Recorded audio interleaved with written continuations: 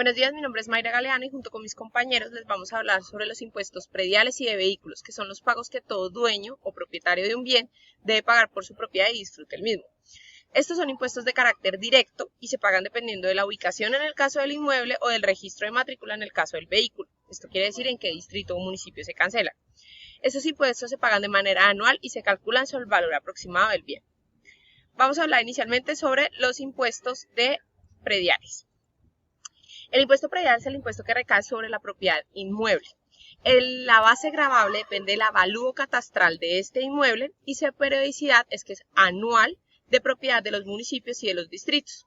La ley que regula este impuesto tuvo como antecedente legal la ley 48 de 1887 y hoy está con la ley 44 de 1990.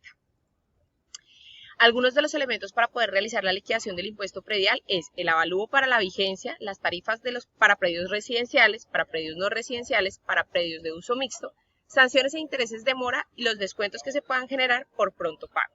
Aquí tenemos un formulario de impuesto predial.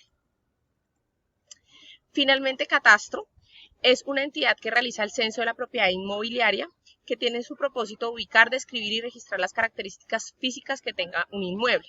Sirve como referencia para los planos, planteamientos urbanos y rurales y principalmente calcula el monto de los impuestos inmobiliarios. Muchas gracias.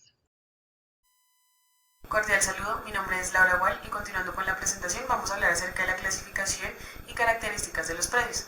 Es importante mencionar que de acuerdo a la resolución 70/2011 con el Instituto Geográfico Agustín Codazzi tenemos dos artículos iniciales, que es el 85 y 86, donde nos habla de la clasificación catastral de acuerdo uno a su ubicación o a su destinación económica.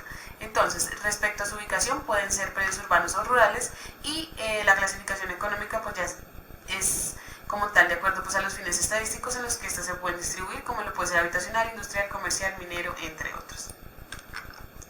Tenemos entonces que el predio rural es aquel que está fuera de los perímetros urbanos, como lo son corregimientos, otros núcleos que igual son aprobados por el Plan de Ordenamiento Territorial. El predio urbano ya sabemos que es todo lo que tiene que ver con el perímetro urbano. Ahora bien, se excluyen dentro de estos lo que tiene que ver con apartamentos, garajes, locales, depósitos y otras, salvo que estas estén reglamentadas como predios independientes. Ahora tenemos los predios baldíos, que son esos terrenos rurales que no han salido del patrimonio de la nación o que no han tenido un dueño particular. Ahora tenemos la parcelación, que se entiende como el fraccionamiento de un inmueble o conjunto. Está la propiedad horizontal, que es esa forma especial de dominio en la que ocurren derechos de propiedad exclusiva sobre bienes privados. Ahora, ¿cuáles son los elementos avaluables y no avaluables de los predios? Entonces, igualmente, esta resolución de 2011 nos indica que el artículo 84 determina los elementos avaluables como el valor catastral, es decir, el terreno y las construcciones y o edificaciones. Es decir, en ningún caso la maquinaria agrícola e industrial, los cultivos y los inmuebles por destinación harán parte de este avalúo catastral. Ahora, ¿existen predios objetos de no sujeción, excepción y o presunción? Sí, entonces estos son como tal los predios que no tienen obligación a declarar ni a pagar el impuesto. En este caso los salones comunales, tumbas y bóvedas funerarias, propiedades de iglesias y comunidades religiosas. Están también los bienes de uso público, instalaciones militares como el Hospital Central, también existen los parques naturales y finalmente los predios e inmuebles de entidades como la Defensa Civil.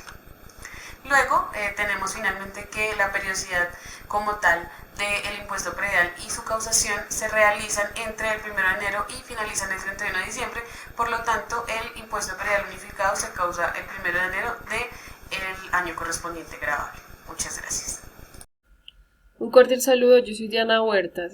Bueno, acá en este punto tenemos si existen vehículos que sean objeto de exención, exclusión o presunción en el impuesto vehicular, y pues sí.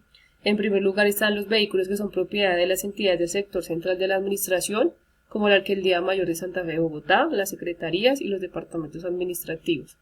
También los propietarios y poseedores de vehículos automotores que como consecuencia de actos terroristas o catástrofes naturales ocurridos en Bogotá hayan sufrido daños y perjuicios.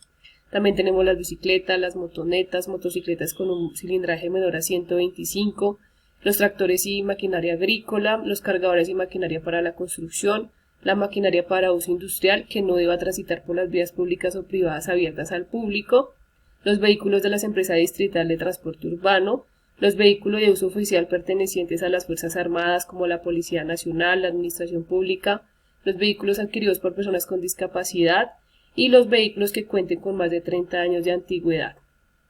Seguido tenemos cuál es la periodicidad del impuesto de los vehículos y cuándo se causa.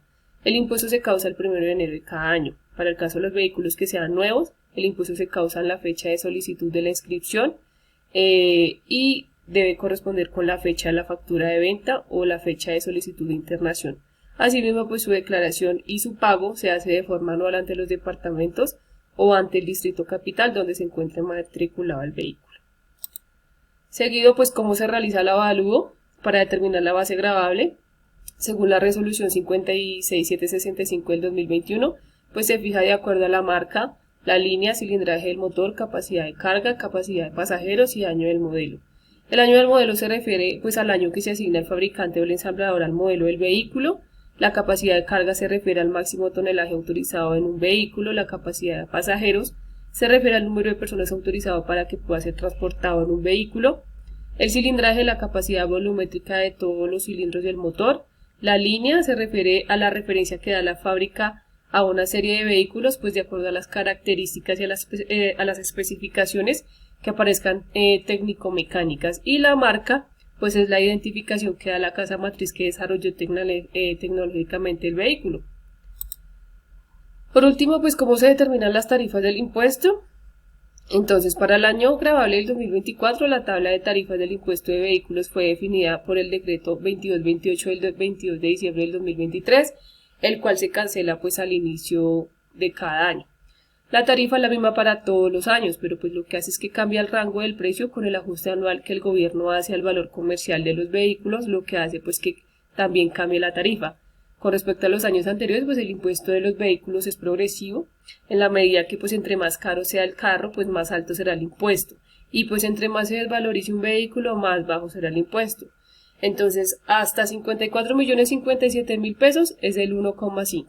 De 54.057.000 pesos hasta 121.625.000 es del 2,5. Y de más de 121.625.000 pues sería el 3,5. Eso sería todo y gracias. Al saludo, vamos a hablar sobre el impuesto de vehículos y bueno, a continuación desarrollar una serie de ítems que nos permitirán entender este proceso. ¿Qué grava este impuesto? Entonces, a continuación vamos a hablar de qué es el impuesto de los vehículos. Entonces, hablamos de que este impuesto grava principalmente los vehículos automotores nuevos, usados o que ingresen temporalmente al territorio nacional. Sí, grava todo tipo de vehículos, motocicletas, medios de transporte como tal, que tengan ese tipo de característica, ¿no? Em, Esto es como tal la esencia del impuesto de vehículos. Entonces, ¿cuál es la norma que regula este impuesto? Entonces, vamos a hablar que la norma estipulada por el Estado es el impuesto de la Ley 488 de 1998, que fue estipulado el 24 de diciembre, y que hay un rango de artículos en los cuales están todas sus características, que es del 138 al 151. Cabe resaltar que este es un impuesto, ¿no?, que se hizo con el fin de una obligación, es una obligación tributaria y, y nos permite llevar una administración, un control de este tipo de vehículos en el país. ¿Qué regulación existe a nivel nacional y territorial? Entonces hablamos de unas variables, ¿no? Los tipos de vehículos que encontramos, por ejemplo, es de automóviles, carga, pasajeros o ambulancias, ¿no? Y a partir de allí hablamos de un evalúo comercial, unas clases de vehículos y unas características de vehículos. Asimismo, más adelante hablemos de una tarifa. Cabe resaltar que este sustituyó tres impuestos: el de timbre nacional sobre vehículos automotores, el de circulación y el de rodamiento. Es el artículo 141, como lo evidencia allí, es el que nos habla de los vehículos gravados, ¿sí? En el parágrafo 1 y parágrafo 2 nos indican las características que se deben de cumplir para estar en los requisitos allí presentes en este impuesto. Entonces hablamos de que todos los propietarios de vehículos, ya sean particulares o de servicio público, tienen esta obligación fiscal y está contemplada por la ley de tránsito. ¿Cuáles son los elementos del impuesto? Entonces vamos a hablar de que los elementos de este impuesto son tres y hablamos de tres que son la base gravable, la clase del vehículo y las características del modelo. ¿Esto para qué? Para que el Ministerio de Transporte establece una serie de valores anualmente y esto hace parte de qué? De una política de Estado que maneja el gobierno colombiano. ¿Cómo se clasifican los vehículos automotores? A continuación vamos a hablar de que están bajo los parámetros del artículo 145 las tarifas y como aquí tomamos este cuadro que nos habla de que una clasificación, por ejemplo, de los vehículos particulares de un 1.5 de acuerdo a su valor, ¿sí? A su valor comercial y tienen diferentes variaciones de acuerdo si son vehículos públicos, motocicletas y así.